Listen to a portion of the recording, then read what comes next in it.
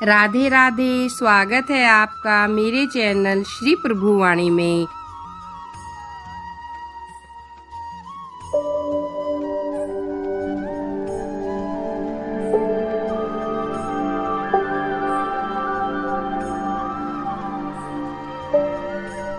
ओम नमः शिवाय। भक्तों, आज हम श्रावण मास महात्म्य का 14वां अध्याय सुनेंगे। इसमें हम नाग पंचमी व्रत के विषय में जानेंगे।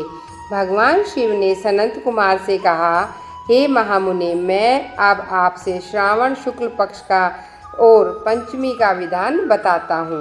पंचमी वाले दिन नक्त व्रत करना चाहिए। इस दिन सोने, चांदी, लकड़ी अथवा मिट्टी का 5 फनों वाला सर्प बनाकर श्रद्धा भक्ति पूर्वक उसकी पूजा करें। द्वार के दोनों ओर गोबर से सर्प बनाकर पंचमी को विधि विधान पूर्वक पूजा अर्चना करें। मालती, कनेर तथा चंपा के पुष्प और धूप, दीप, गंध व अक्षत आदि से पूजन करके ब्राह्मणों को खीर तथा लड्डू का भोजन कराएं। हल्दी और चंदन से दीवार पर अनंतनाग, वासुकी, शेष, धृतराष्ट्र, अश्व, कारकोटक, कंबल, पद्मनाभ, तक्षक, कालिये तथा शरतपाल इन नागों के कुल स्वामियों को तथा नाग माता कुर्दरू लिखकर पुष्पों से पूजन करना चाहिए। फिर घी और शक्कर डालकर दूध पिलाएं। इस दिन लोहे के बर्तन में कुछ भी नहीं बनाना चाहिए और श्रद्धा भक्ति पूर्वक गेहूँ, दूध की खीर बनाएं। भुने हुए चने, जौ और धान की लपसी सर्पों को दे। स्वयं भी इन्हीं वस्तुओं का भोजन करें तथा बालकों को भी देना चाहिए। इससे उनके दांत मजबूत होते हैं और बाम्बी के पास वाद्य संगीत से उत्पन्न ध्वनियों द्वारा उत्सव मनाना चाहिए। अब मैं आपसे लोकहित के लिए कुछ बात करता हूँ, उसे ध्यान पूर्वक सुनो। सर्प के काटने से मनुष्य या तो निम्न गति को प्राप्त होता है या सर्प की योनि में जाता है। पहले कही गई विधि के अनुसार एक समय भोजन करना चाहिए तथा ब्राह्मणों के साथ नाग देवता बनाकर उनका पूजन करें। इसी तरह से 12 मास शुक्ल पक्ष की पंचमी को व्रत करें। वर्ष पूरा हो जाने पर शुक्ल पक्ष की पंचमी को पुनः इसी प्रकार पूजन करें और सर्पों को प्रसन्न रखने के लिए ब्राह्मणों को भोजन, आचार्यों का पूजन तथा सामग्री सहित गौ और बछड़े का दान करना चाहिए।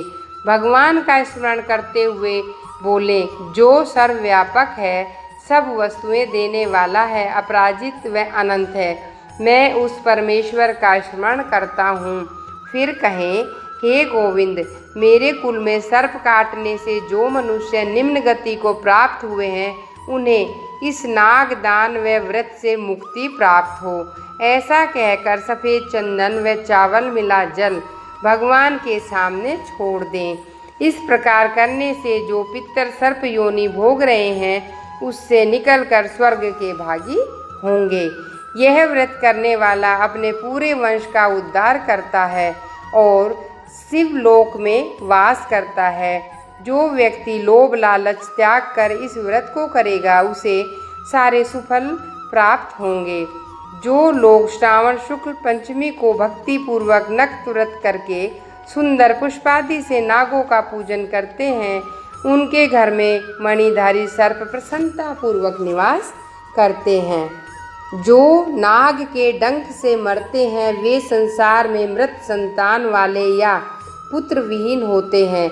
स्त्रियों की कृपणता के कारण तथा कोई किसी की धरोहर में बेईमानी या अन्य पाप के कारण सर्प योनि में पड़े हुए लोगों के उद्धार का मात्र उपाय है।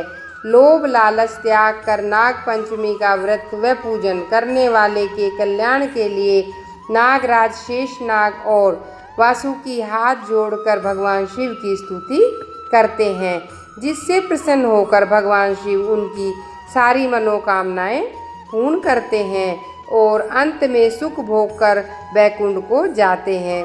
भगवान शिव ने कहा, हे सनत कुमार, यह मैंने तुम्हें नाग पंचमी का व्रत और पूजन का विधान कहा। अब इसके बाद तुम्हारे जो सुनने की इच्छा है वह मुझसे कहो। इति श्री स्कंद पुराण श्रावण महात्म्य 14वां अध्याय। ओम नमः शिवाय। भक्तों, अगर आपको मेरे द्वारा सुनाए गए अध्याय पसंद आए तो आप मेरे चैनल को सब्सक्राइब और लाइक अवश्य करें और अधिक से अधिक शेयर भी करें।